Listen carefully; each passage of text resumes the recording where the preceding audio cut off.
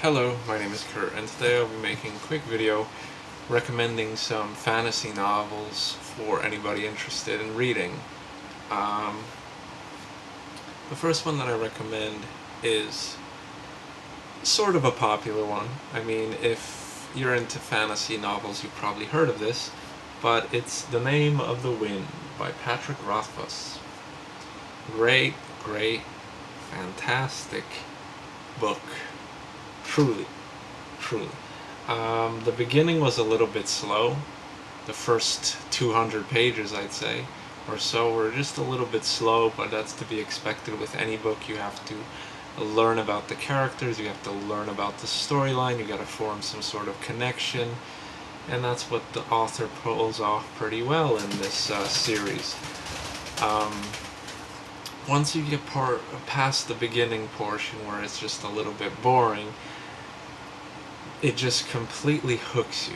It hooks you into this immersive, fantastic world where the author explains everything with such vivid detail that it's ridiculous. I have never read a book in my entire life that explains even the smallest mundane things with such detail.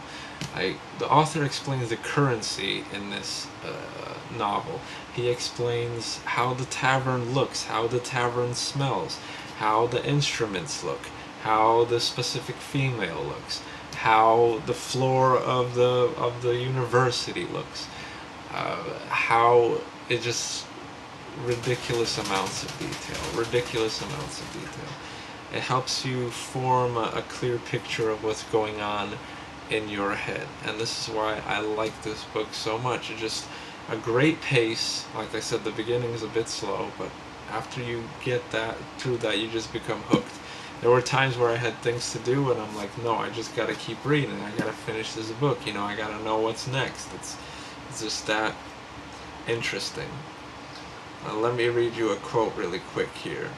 I have stolen princesses back from sleeping barrow kings. I burned down the town of Treven. I have spent the night with Felurian, and left with both my sanity and my life. I was expelled from the university at a younger age than most people are allowed in. I tread paths by moonlight that others fear to speak of during day.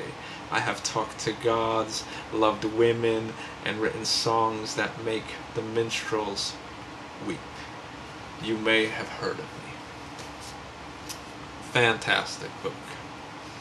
Now, this is the second part of the series, The Wise Man's Fear, and I gotta say that a lot of people say that sequels to things suck, where, in video games, in movies, and books, they say that usually if the original work is great, the sequel just can't compete most of the time. And I gotta kind of agree in most cases. And in this case, it's a mixed bag for me. It's a mixed bag, really. I mean, I still enjoyed the story. I still enjoyed the continuation of the series. But it just didn't... It just didn't impress me as much as the first book did, really. This one is a little bit longer, actually. I think 200 or 300 pages longer. And there's a specific part in this book, I'm not going to spoil anything, but there's a specific part in this book where it just drags on and on and on and on. Whereas the first book, everything had an even pace. Everything was solid, everything was smooth, it was great from beginning to end.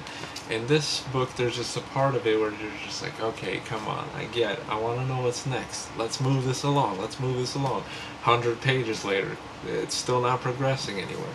And it just kind of, like I said, it's still a great book. I still recommend it, but, obviously pick up the first part first, read it through, then read the second part, and then formulate your own opinion. But that's just my opinion. Now, some other books that I picked up. Now, this is a classic fantasy series that a lot of people have heard of and a lot of people recommend. This is The Eye of the World by Robert Jordan. This is from the Wheel of Time series. There's about like 14 or so books in this entire series, which is crazy once I think about it. It's going to take me ages to finish this entire series. This is a hardcover book. I did not buy this because I went to the bookstore and they were charging like $20 for a paperback copy. I said screw that. I went to the library and found that they have most of the series there in hardcover, which costs like I think $40 a piece. So yeah, might as well take advantage of free